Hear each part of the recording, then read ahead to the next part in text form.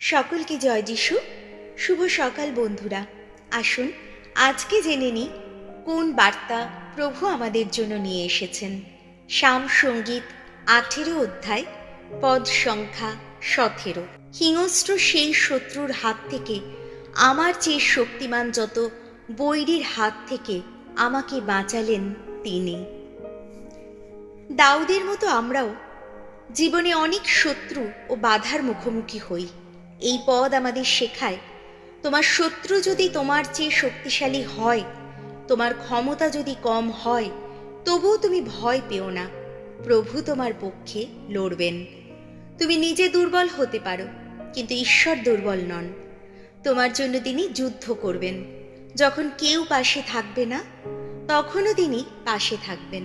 সত্যি বলতে, আমাদের দুর্বলতাই ঈশ্বরের শক্তির মঞ্চ। তাই হার মেনো না, প্রভুর ওপর সম্পূর্ণরূপে ভরসা রাখো। এসো প্রার্থনা করি।